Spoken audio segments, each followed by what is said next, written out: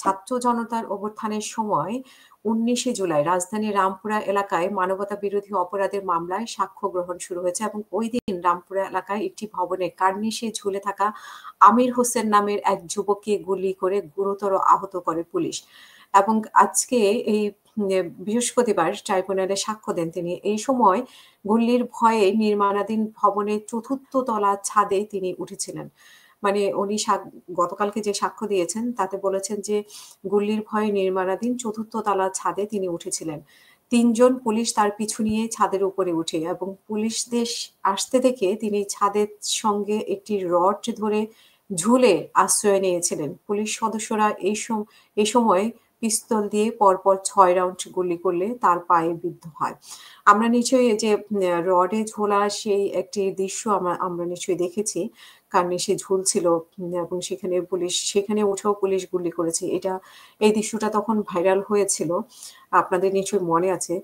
এক পর্যায়ে তিনি বলছেন যে আদালতে যে এক পর্যায়ে তিনি জ্ঞান হারান এবং জবানবন্দি শেষে এই মামলায় গ্রেপ্তার অন্যতম আসামি এএসআই চঞ্চল চন্দ্র সরকারের পক্ষে জেরা করে আইনজীবী সারোয়ার জাহান এবং জেরার এক পর্যায়ে সাক্ষীর প্যান্ট খুলে লুঙ্গি পরিয়ে গুলির চিহ্ন চেক করেন। কি অবস্থা দেখেন, মানে সেই আইনজীবী সেই চঞ্চল চন্দ্রের সরকারের পক্ষের জেরা করা আইনজীবী সারওয়ার জাহান ওনার কথা কি বিশ্বাস করেননি নাকি আল্লাহ জানে।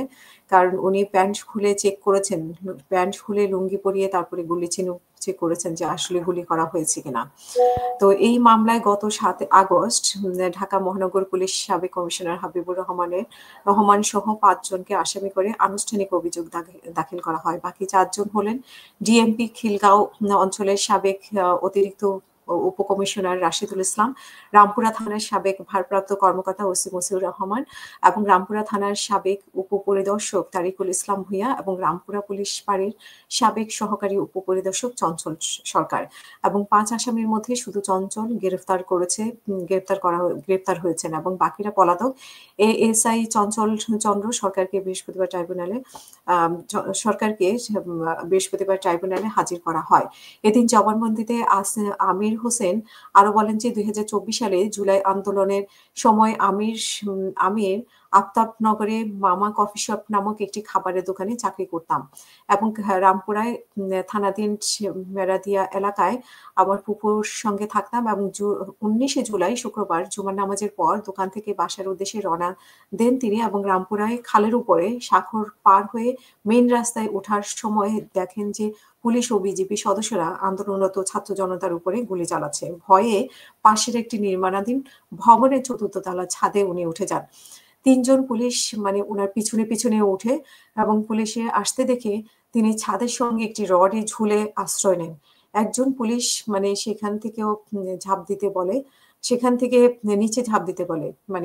ওই আমির হোসেনকে একজন পুলিশ বলে যে সেখান থেকে নিচে ঝাঁপ দিতে বলে এবং উনি ঝাঁপ না দিয়ে রড ধরে ঝুলে থাকেন। তখন ওই পুলিশ সদস্য তাকে পিস্তল দিয়ে ৩ রাউন্ড গুলি করে। ৩টি গুলি ওনার পায়ে লাগে এবং তারপর সে চলে যায়। আরেকজন পুলিশ এসে পিস্তল দিয়ে আরো ৩ রাউন্ড গুলি করে। সেই ৩ রাউন্ড গুলিতে ওনার পায়ে লাগে এবং উনি জ্ঞান হারিয়ে ফেলে। জ্ঞান ফিরে এলে উনি দেখতে পান যে ফেমাস হাসপাতালে চিকিৎসাধীন অবস্থায় ছিলেন এবং ডাক্তাররা ওনার পায়ের গুলির স্থানে সেলাই ও ব্যান্ডেজ করেন এবং খবর পেয়ে সন্ধ্যায় ওনার ফুপু হাসপাতালে আসে এবং ১২টার দিকে ওনাকে অ্যাম্বুলেন্সে করে ঢাকা মেডিকেল হাসপাতালে নেওয়া হয়। ঢাকা মেডিকেলে ৩ দিন ভর্তি থাকার পর যথাযথ চিকিৎসা না পেয়ে বাসায় চলে আসে এবং বনশ্রী এলাকায় ফরাজি হাসপাতালে চিকিৎসা নেন। এবং উনি আরো বলেন আমাকে গুলি করার ভিডিও কিছুদিন পর ফেসবুকে ভাইরাল হয়। ওই ভিডিও দেখে কয়েকজন ছাত্র ওনার বাসায় যান এবং তারা আমাকে টঙ্গী আহসানিয়া হাসপাতালে চিকিৎসা করায় এবং সেখানে ১ সপ্তাহ চিকিৎসা শেষে আমাকে জাতীয় হৃদরোগ হাসপাতালে নিয়ে আসা হয় এবং বলে আমার পায়ে রক্তনালী ছিঁড়ে যাওয়ায় আমার একটি অপারেশনও করা হয়। সেখানে আমি ১ মাস চিকিৎসাধীন ছিলাম। এরপর আমাকে সাভার সিআরপি হাসপাতালে ভর্তি করা হয় এবং সেখানে ৩-৪ মাস ফিজিওথেরাপি ও অন্যান্য চিকিৎসা নেই এবং এখনো মাঝে, মাঝে আমাকে সেখানে যেতে হয়। আমি আমার পায়ের আঙ্গুল ঠিকমতো নাড়াতে পারি না। পরবর্তীতে আমি জানতে পারি যে রামপুরা থানার ওসি এএসআই চঞ্চল ও এসআই তরিকুল আমার পায়ে গুলি করেছে এবং আরো জানতে পারি যে এই এসআই চঞ্চল ধরা পড়েছে, এসআই তরিকুল পালিয়ে গেছে। আমাকে যারা বিনা কারণে গুলি করেছে আমি তাদের শাস্তি চাই। প্রিয় দর্শক, আমরা দেখব যে এদের শাস্তি হয় কিনা। সবাই ভালো থাকবেন। আল্লাহ হাফেজ। আসসালামু আলাইকুম।